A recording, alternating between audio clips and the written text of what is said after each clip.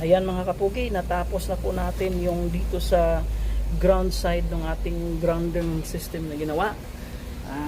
Ayan, nasimento na natin. Naibalik natin sa dati. Actually hindi dati kasi may nakasulat na. Okay mga kapugi. Just say the word and I'll throw a lasso around it and pull it down. Sa kapunta to the moon, road trip, vroom vroom, skr skr, zoom zoom, sa fake, no room. Mga mata, namumula, asa ng trees, nadala mo ba? Bawalan tus at peke sa biyahe kung isa ka dyan, ikay bumaba. Sa kapunta to the moon, road trip, vroom vroom, skr skr, zoom zoom, sa fake, no room. Mga mata, namumula, asa ng trees, nadala mo ba? Bawalan tus at peke sa biyahe kung isa ka dyan, ikay bumaba. I got a mission, pumunta sa top. Buhay mahirap, gawing masarap. Gawa ng milyon, gamit ang rap. Iwan ang kasama na puro panggap. Di mo ako mag-gets, pangarap ay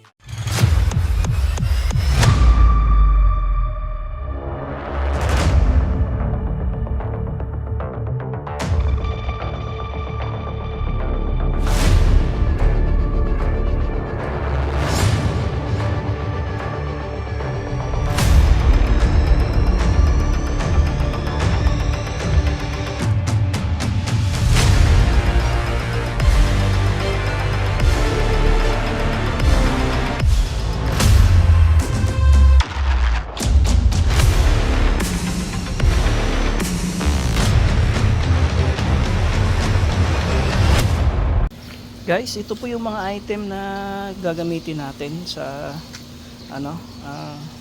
ito yung grounding rod. Nasa siya 1.5 meter ata ang haba nito. Tapos ito yung cable na gagamitin natin, 5.5 mm squared. Siya yung magiging grounding cable natin. Tapos itong PVC pipes, dito natin ilalagay sa loob ang cable para safe siya sa elements sa araw at sa ulan.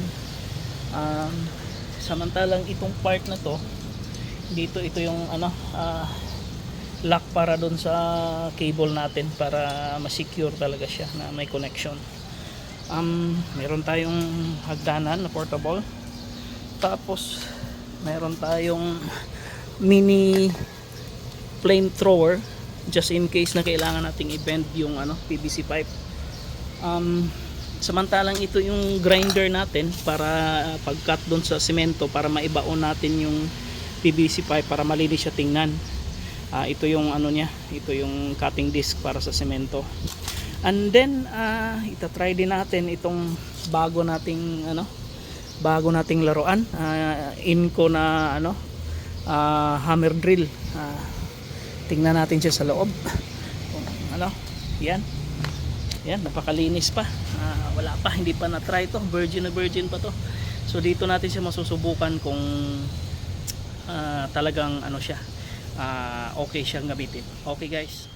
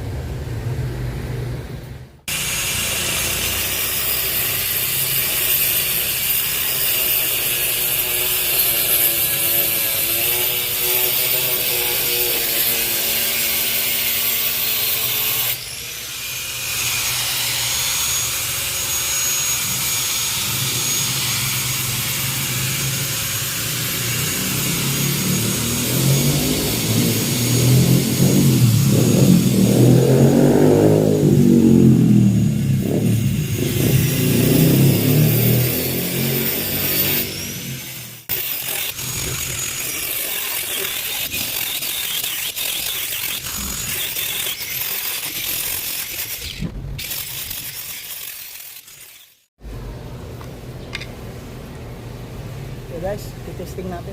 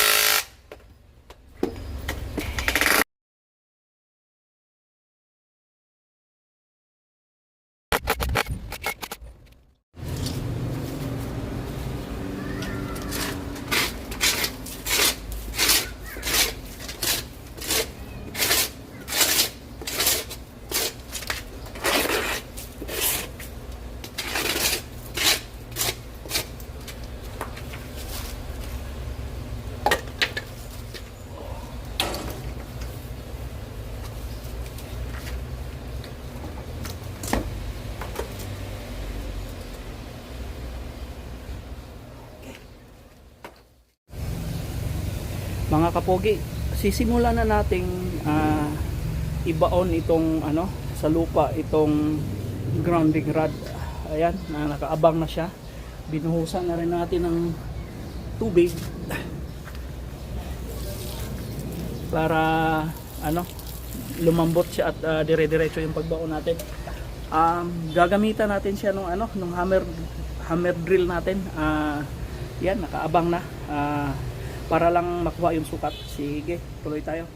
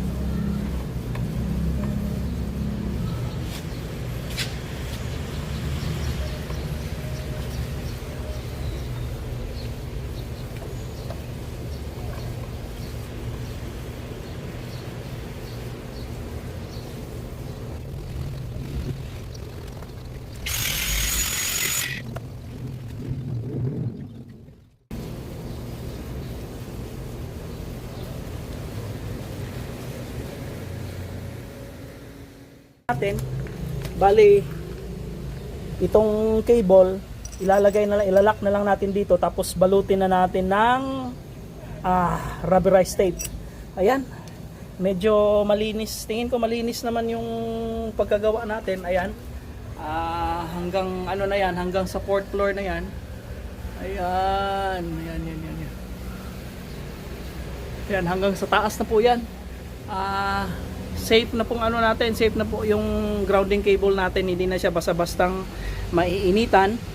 Tapos ito mga kapugi, itong semento na kinat natin, sementuhin din natin mamaya pagkatapos para talagang malinis at hindi tayo masisita ng admin. Okay, tuloy tayo.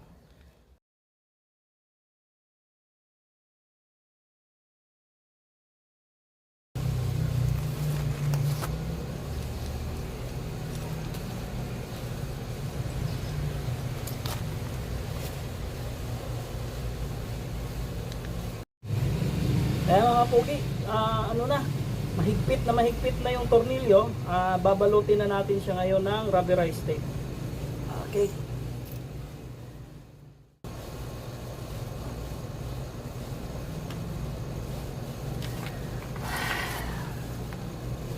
Yan mga kapugi, natapos din. So ngayon, tatabunan natin ng semento yung conduit pipe para malinis tingnan. Ibalik natin sa dati. Okay. Mga kapugi, para pala ma-secure natin yung yung conduit pipe na hindi siya basta-basta magagalaw, meron tayong clamp na nabili. Isa siyang may siya, powder siya na para siyang sa baril, parang bala na bumabaon siya kahit sa sulit na semento. Ito yung parang pinaka baril niya para ma-secure siya doon.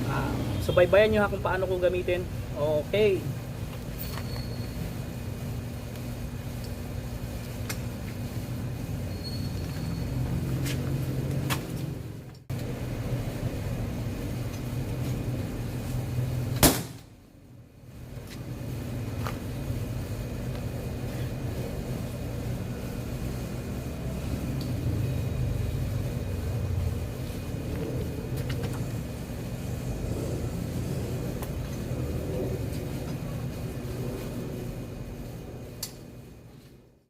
Ayan mga kapugi, baon na baon yung mga pako. Napakalakas nung impact nung nail gun.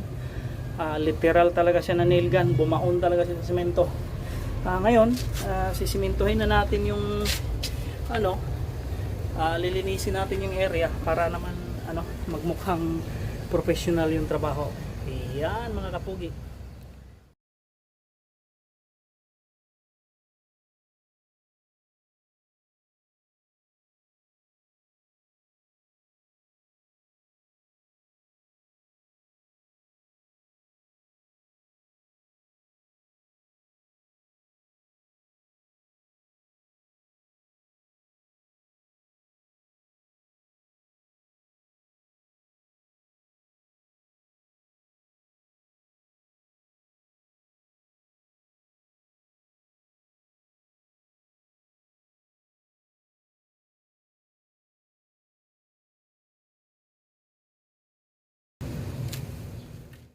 Ayan mga kapugi, natapos na po natin yung dito sa ground side ng ating grounding system na ginawa.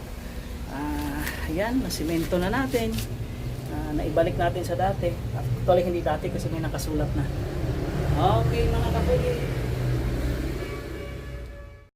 Mga kapugi, ito yung end nung cable, yung grounding cable na nilatag natin mula doon sa ground, doon sa baba hanggang dito sa taas. Napapansin nyo, ito yung nakausli. Pinasok ko siya dito sa junction box, tapos itatap ko siya dito sa itong parehong green, yung dalawa. Ito yung sa grounding cable na provided ng building na joke only naman. So ngayon, ilalagay ko siya, itatap ko lang siya dyan, tatanggalin ko tong rubber tape niya, tapos ititesting natin siya actual kung talagang nagpa-function. Sige mga kapugi, i-ano natin, Ngayon, kasi ano to, para manigurado lang, i-testing natin kung may kuryente siya. Baka bigla tayong manginig. I-testing natin gamit yung tawag dito, multi-tester. Ayan mga kapugi ha. Subaybayan natin. Tcharing!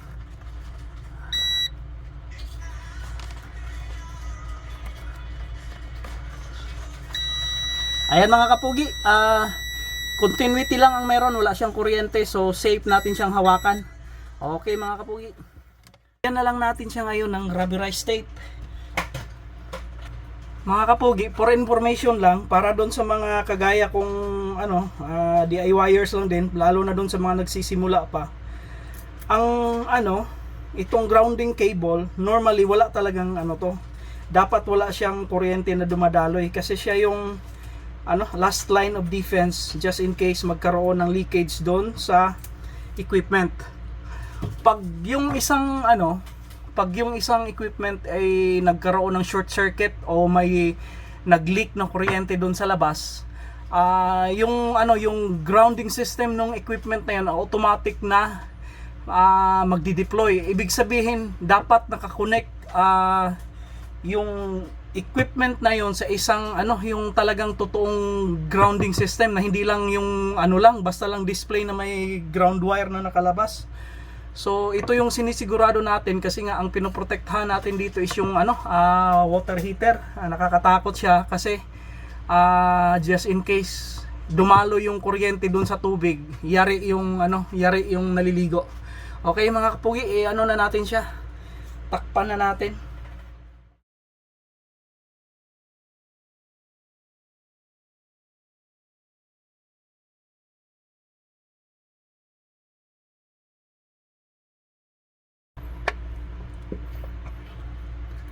Ayan, mga kapugi, nasara na natin.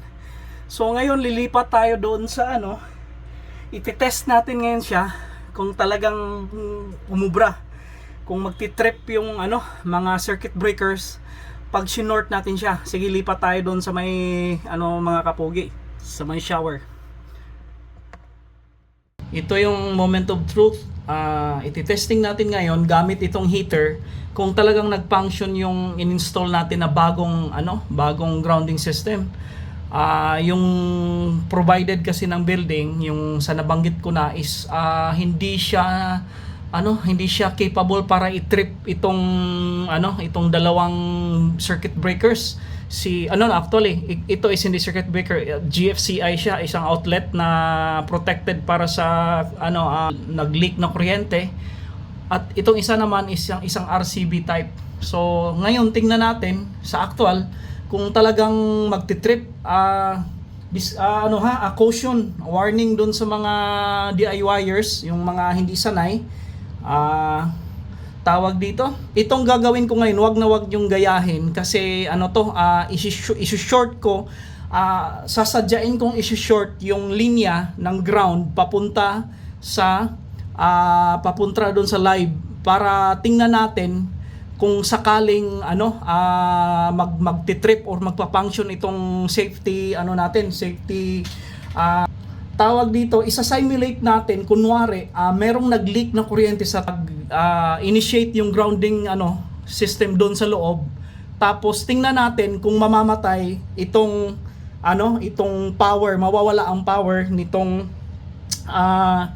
kung napapansin nyo, meron talaga siyang power kasi ayan, may temperature 29 degrees Celsius. At saka ayan, may light yung GFCI na umiilaw. So ngayon mga kapugi, moment of truth, subukan natin. Caution ha, may kunting pagsabog to. Sabog talaga. Lang, parang puputok lang. Wait lang, isuot ko lang yung gloves ni Superman. Ayan, naka-gloves na ako. Ngayon, obserbahan niyo kung ano mangyayari kung i-short ko dyan sa isang live na linya. Obserbahan niyo kung anong mangyayari sa dito sa tawag dito. Ayan, yung kung mawawala ba yung power, kung magsha-shutdown ba yung buong system. 1, 2, 3. Ayan. Kumislap. Kung napapansin nyo, nawala na yung nawala yung power dito sa heater mismo. Tapos namatay din pati ang GFCI. Ayan, no, nawala yung ilaw. Para talaga, mapatunayan natin na wala siyang kuryente, gamitin natin tong multi-tester para i-check kung may kuryente pa dito sa load side ng heater. Ayan, kung mapapansin nyo, may reading siyang i-reset natin. Ay, teka, wag muna nating i-reset. Ayan, walang ayan. Dito sa GFCI, wala. Ayan, wala. Auto, wala. So, dito sa sa baba, ayan, pareho lang din. May siya. May resistance lang na sobrang liit ang ang siguro sa system nitong breaker. So, in short mga kapugi, successful yung natin, yung ginawa nating tawag dito paglalagay ng totoong grounding rod doon sa lupa mismo. So ngayon, ibabalik na natin siya, i-on natin kasi pati doon sa main breaker, kasi RCB type yun din yung natin naka-assign dito sa dito sa heater natin. Ibig sabihin nun mga kapugi, nag-trip din yun doon. So i-reset muna natin doon, i-reset din natin dito, tapos paandarin natin siya uli. Anuhin ko muna, ibabalik ko muna ang mga cover nito at saka anuhin ko, tapos mamaya ay natin. Sige, bye-bye. Na-reset na natin yung yung main breaker doon sa sa panel board. Ngayon, i-reset din natin dito sa itong mga circuit breaker na dito malapit sa heater natin. Ngayon, una nating i-reset yung GFCI kung hindi ba siya nasira dahil doon sa ginawa natin. Kung napapansin niyo, ay ito na yung grounding cable. Nilagyan ko na siya ng ng takip. Ito yung original na takip na padala niya. So nakaset na siya, okay na siya. So ibabalik na natin sa sa tamang posisyon para i-on natin uli ang heater kung gagana siya uli, kung hindi ba siya nasira dahil doon sa pag-short natin kanina. Okay, try testing. Ayan. Okay na. Ayan, tawag dito. Naka-on na pala tong natin, itong tawag dito, itong RCB natin na dedicated dito sa sa heater natin.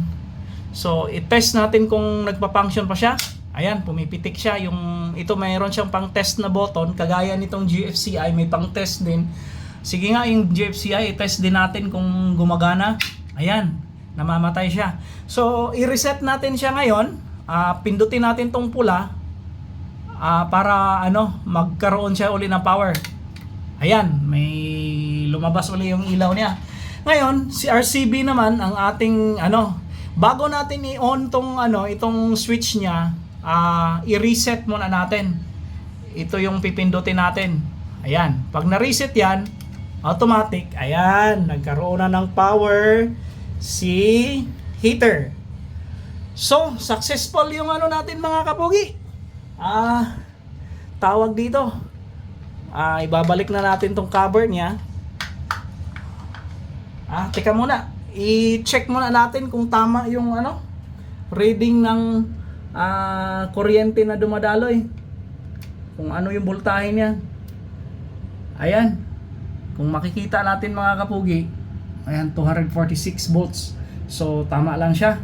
Anyway, yung natin, yung main breaker natin is may may over voltage saka under voltage setting na kung lumagpas siya, sinet ko kasi siya sa 255. Pag umabot siya na 255, automatic napapatay niya yung buong bahay yung kuryente. Pag bumaba naman siya sa 180 volts, papatayin din niya. So yan yung kagandahan ng mga bagong circuit breakers ngayon. Meron na siya mga setting na pwede mong i-manipulate. Sige mga kapogi, hanggang dito lang, hanggang sa susunod. Babu!